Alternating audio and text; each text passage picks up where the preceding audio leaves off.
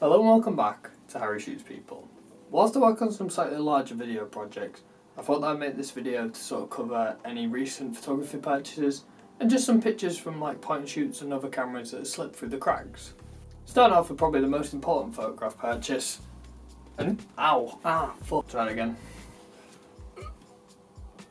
A new camera. This is the Panasonic Lumix GH4, which is currently being used to record this video. I've been on the lookout for a new video camera for a long time, and I was looking to upgrade from my Canon 4000D, the one that I was using to record videos before, and when this one became available, it seemed like a massive step up in quality.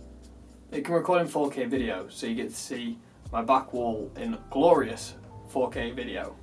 Also, it has autofocus, which is going to help massively, as no more of my videos will be just slightly out of focus. No more of that. My favourite feature of the camera is definitely the flip around screen, as personally I find it a lot easier to record when I can see myself, so hopefully that'll help to make the videos a bit more engaging and a bit more interesting to watch. On the whole, this camera is just going to help improve the quality of the videos massively on this channel, so big shout out to Ewan over at Harrison's Cameras for helping me pick it out, and also shout out to Harrison's Cameras too. And don't worry, a mic is definitely next to be purchased. In other news, I've been using my point and shoot a lot more recently. I started when my friend Harry gave me some expired film, and I was a little apprehensive to shoot it, but I'm glad I did because I'm quite happy with how the results came out.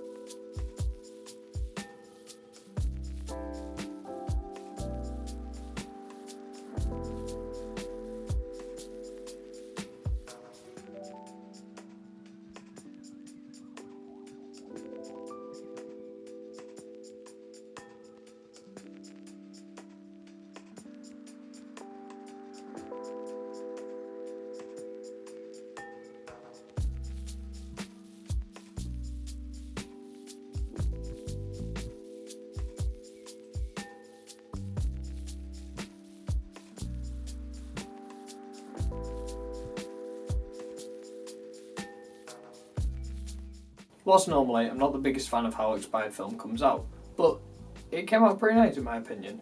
I'm especially happy with how it rendered reds, particularly in this picture, although I do think this one is a standout from the roll. There's something about the bizarre perspective of it that I like, and just how comically big the sign is compared to the building behind it. On an off day from work, Maya and I headed into the park to feed and photograph some of the squirrels and pigeons, which did end up being a bit of a mixed bag, but I do quite like some of the photos.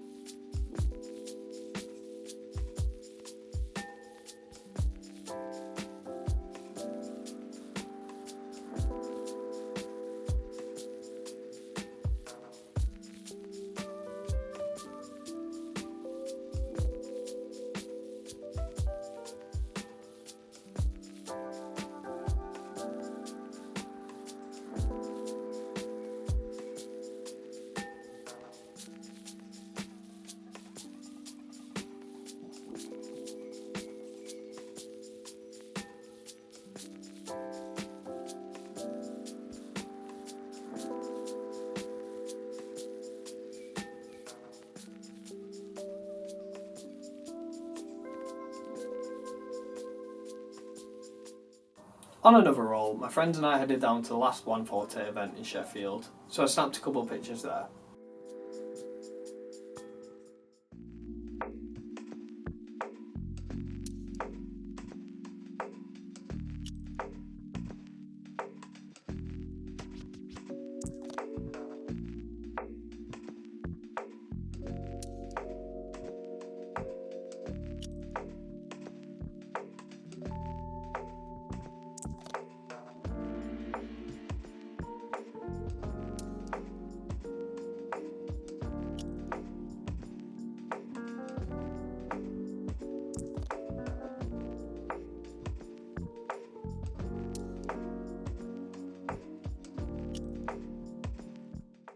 Definitely not my best work, but I only wanted to take a few. I didn't want to be taking pictures all night. And luckily, I had half of the roll left, which captured Christmas at home.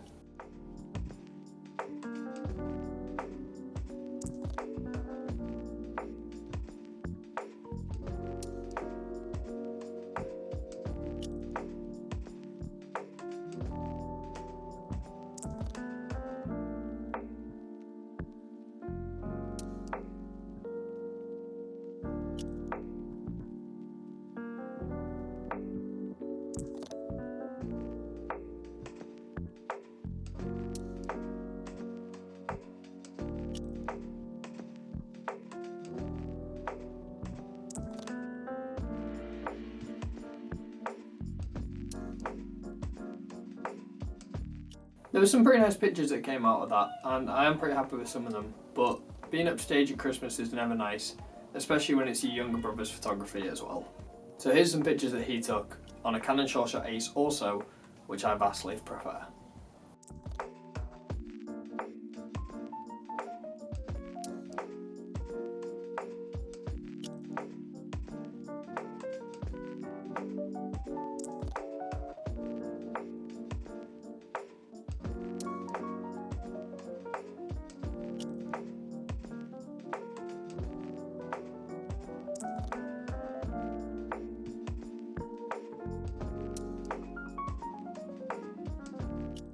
And the final roll I've got back recently was one of Kentmere 100, which is a bit of an odd choice for me personally, but the film fridge was running low and I didn't really have any other options, so I decided why not.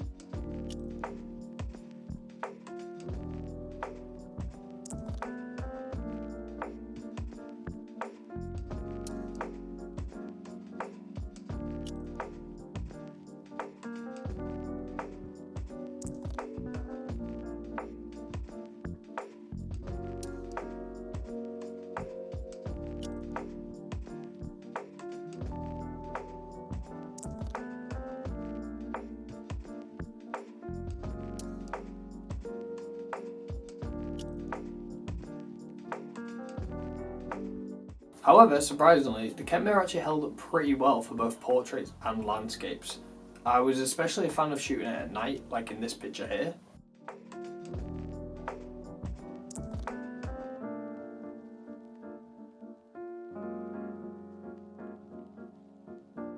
And also, following the recent passing of David Lynch, I decided to cut off my rat tail in memoriam, and obviously that moment had to be photographed.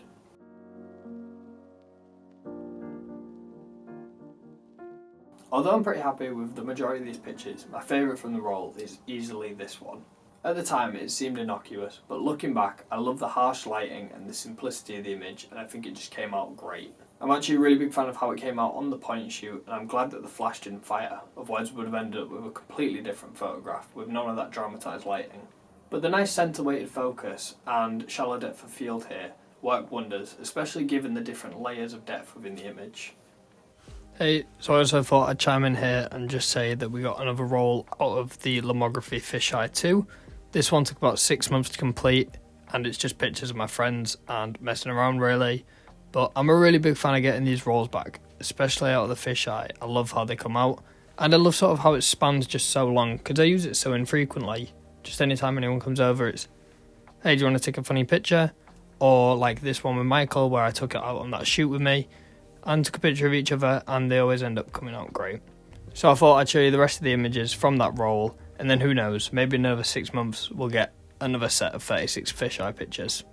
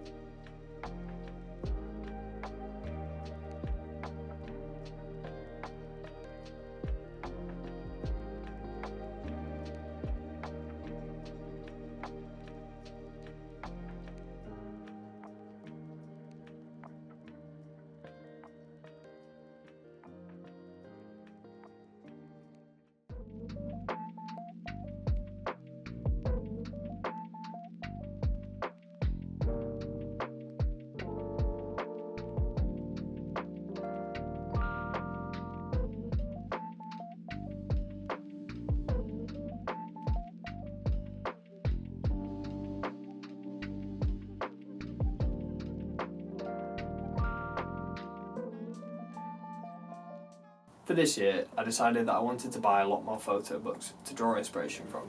And when I came across the Dune Exposures book on sale, I couldn't resist picking it up. The book catalogues photographs from behind the scenes of the making of Dune by the director Greig Fraser, accompanied with words by Josh Brolin. Already, I love this book. It features both intimate close-up portraits of actors on set and also stills that could have been taken directly out of the film.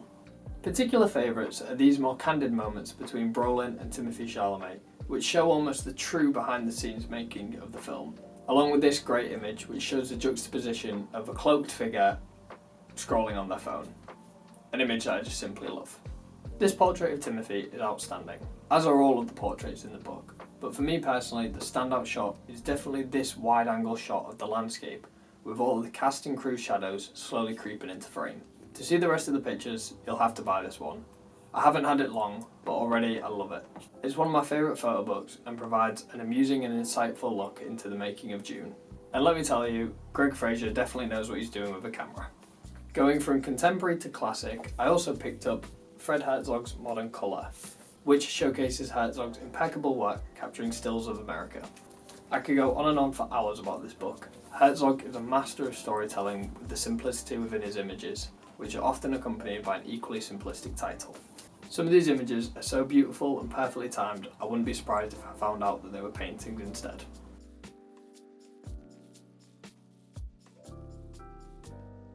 Particular standout favourites from this are definitely Jackpot,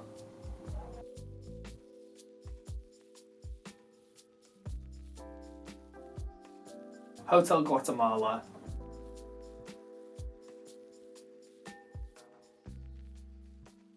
Hastings Street, and of course, Handshake. Unfortunately, there's nothing I can say about Herzog's work that hasn't already been said, so I'd thoroughly recommend getting this book for yourself and spending all day staring at it. Also, if anyone has any photo book recommendations or just ones they enjoyed, please drop it in the comments, as I'm always on the lookout for new ones. Finally, I'd like to thank you guys for helping me hit 200 subscribers. It's a massive milestone for me, and I'm always really happy to see that you guys are liking and interacting with what I'm putting out. There's a large project coming down the pipeline which I've been working on for a while now, and I'm super excited for you guys to see it, and I hope you're equally excited. And on that note, thank you for watching. If you enjoyed today's video, why not drop it a like, and if you'd like to see more of my photography, please consider subscribing. Thank you for watching.